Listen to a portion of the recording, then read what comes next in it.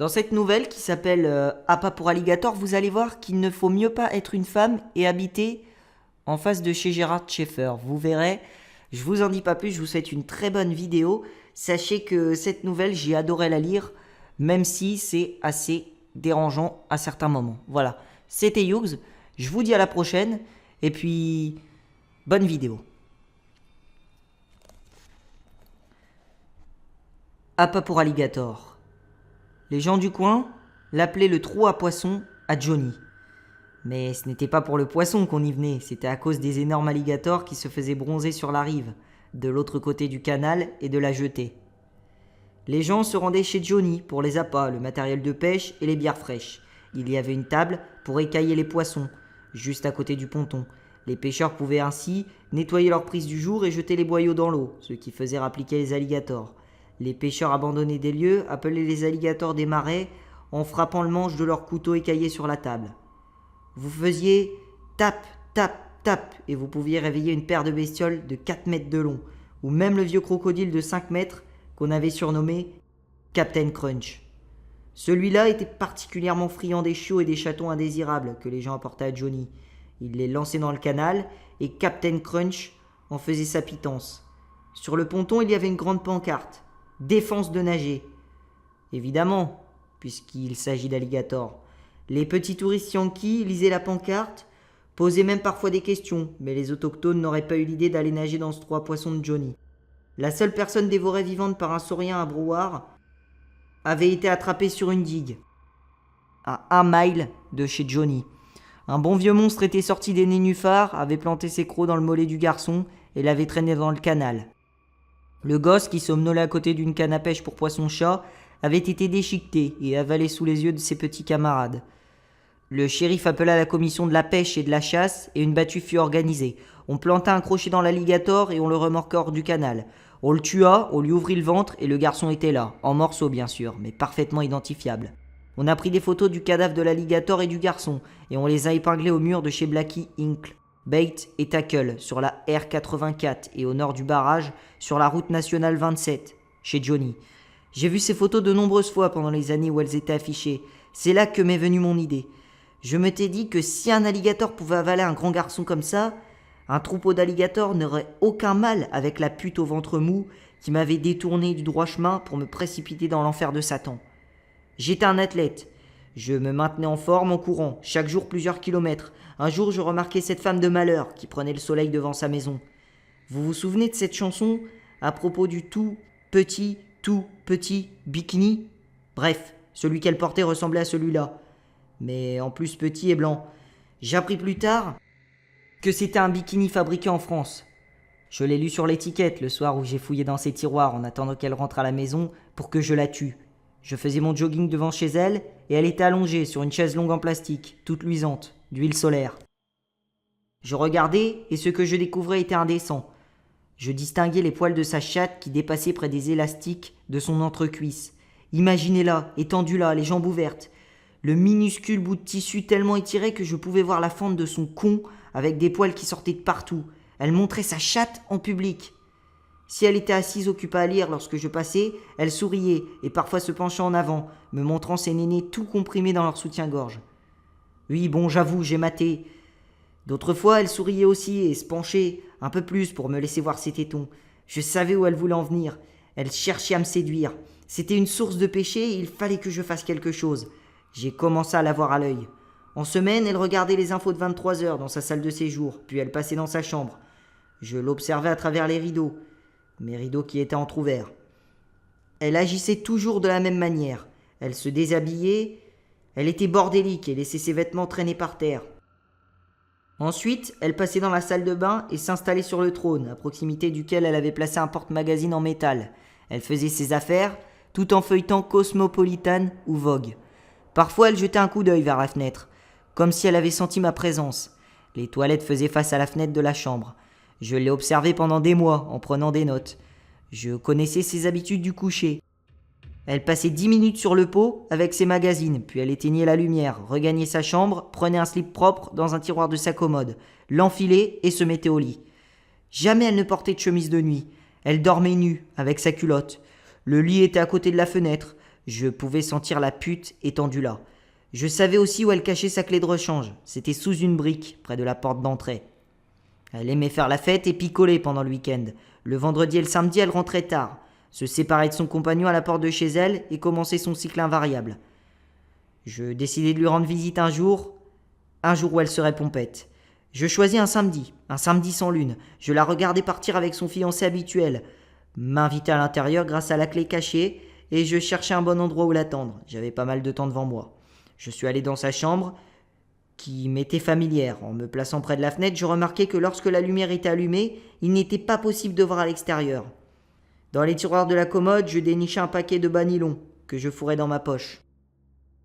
C'était l'été, et je ne portais rien, en dehors de mon short et d'un étui en cuir contenant un couteau à dépecer de la marque Rapala Finish.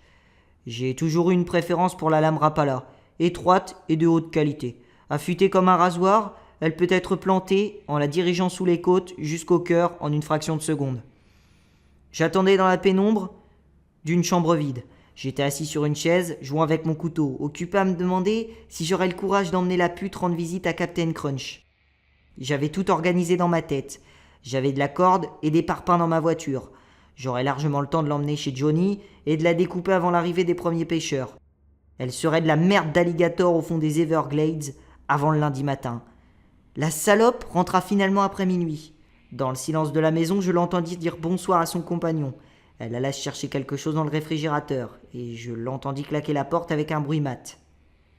Ce fut le clic-clac de ses talons sur la terrasse quand elle fit sa ronde, vérifiant les portes. Je savais qu'elle n'entrerait pas dans la chambre vide, ça ne faisait pas partie de ses habitudes. Je la vis passer devant le ray de lumière sous ma porte. Je pouvais entendre le froissement de sa robe. Je jouais avec ma lame du couteau, me souriant à moi-même, assis parfaitement immobile, osant à peine respirer.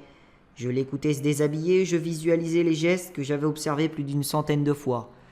Dans le silence de la maison, je l'entendis uriner. Elle urinait bruyamment. J'attendis, et 10 minutes plus tard, ce fut la chasse d'eau. Elle était parfaitement à l'heure. Bientôt, la lumière s'éteindrait. Je regardais la fille dans ma tête, j'entendis le tiroir s'ouvrir. Une culotte propre pour le cul de la salope. Il y eut un froissonnement de drap et la lumière s'éteignit. Elle aurait besoin d'un peu de temps pour trouver le sommeil. Ma montre me disait qu'il n'était pas encore 1h du matin. Je pouvais lui laisser du temps, beaucoup de temps. Je décidai d'attendre jusqu'à 1h30. Je pénétrai dans sa chambre ensuite, pieds nus, les yeux bien habitués à l'obscurité. La salope était sur le dos et ronflait, émettant un ronronnement régulier. Je me suis mis au-dessus d'elle, contemplant les contours de sa nudité, m'imprégnant de son odeur. Elle dormait. Elle était bien en sécurité et dans sa propre maison, en paix dans son propre lit. La surprise qui l'attendait me fit sourire. À un moment, je pensais que ce serait plus facile de lui plonger simplement le couteau dans le corps pendant qu'elle dormait, mais j'en ai décidé autrement. Ce que j'aimais le mieux, c'était de me faire les putes debout, de planter la fine lame dans la poitrine à gauche et de l'enfoncer vers le haut jusqu'au cœur. Arrêtez le cœur et vous aurez très peu de sang. On éprouve un plaisir spécial à regarder les yeux pendant que l'âme s'en va. Un instant auparavant, ils sont en vie, pleins de curiosité, puis, pendant que le couteau creuse son chemin jusqu'au cœur, ils deviennent souvent vides, absents et éteints. J'avais apporté un oreiller que j'avais pris dans l'autre chambre, de la main gauche, je l'ai plaqué sur le visage de la femme, et de la main droite, j'ai mis la pointe de ma lame contre sa gorge.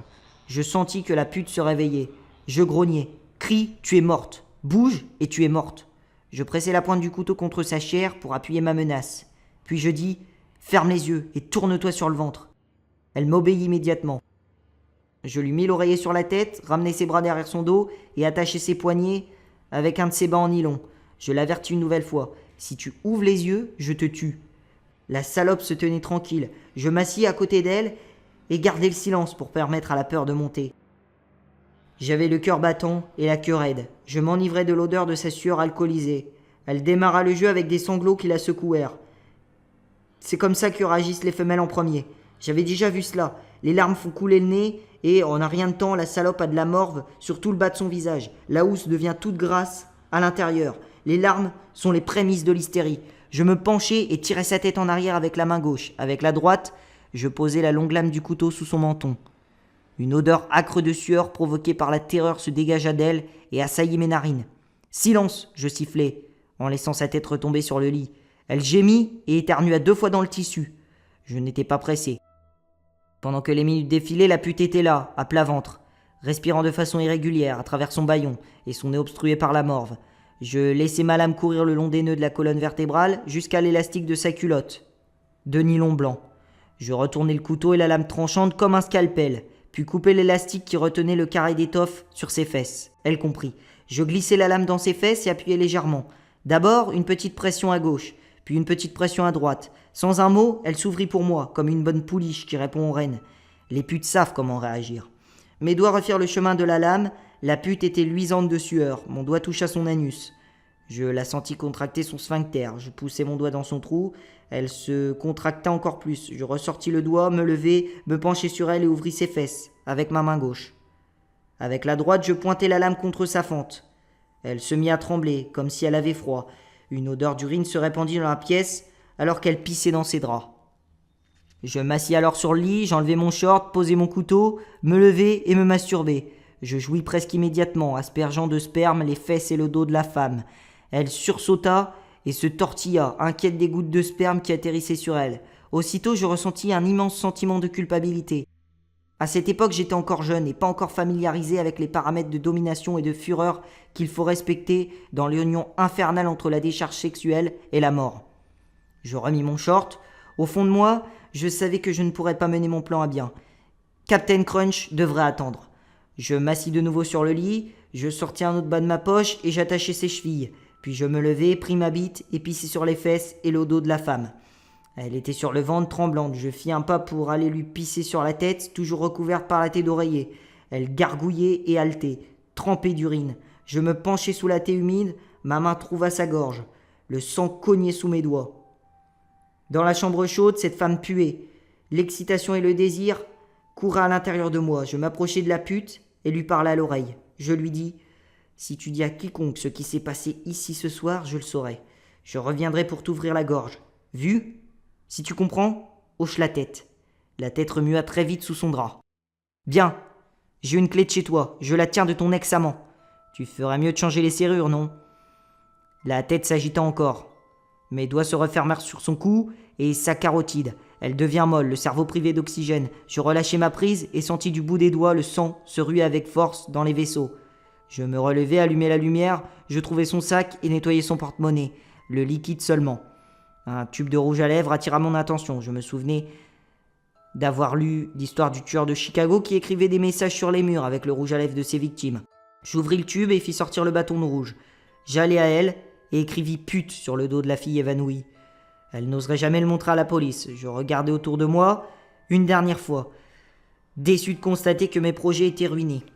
J'éteignis la lumière et je sortis.